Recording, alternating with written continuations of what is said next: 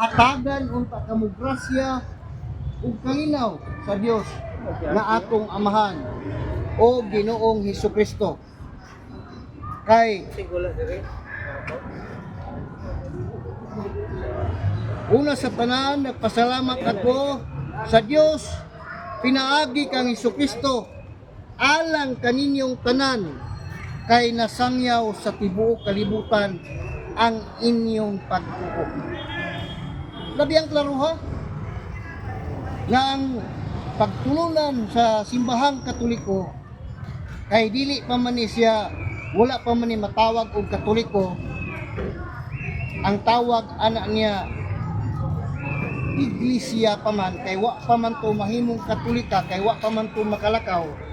Apan sa dihang nakalakaw na ang maong gitawag pagtulunan kung mga apostoles, mao na nagitawag na siya og Iglesia Katolika Apostolika Romana.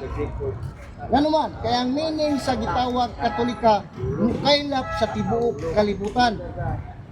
Unya kay dito man niabot man ning gitawag pagtulunan dito sa gitawag Roma, mo nang gitawag siya Iglesia Katolika Apostolika Romana.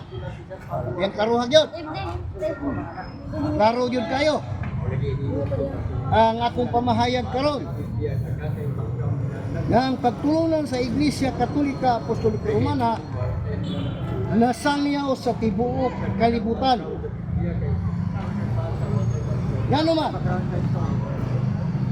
tungod kay si San Pablo gipili pod ni Hesukristo nga mahimong usa sa iyahang mga apostoles na sa gitawag buhat 23:11.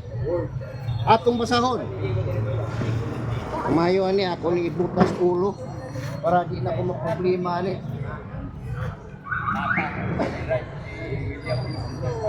Mura na kog namana ani. Okay. Murag lang ka sa kanang kuan, mga minahan ba? Oh, nas minahan ba? Okay. Sahon na to.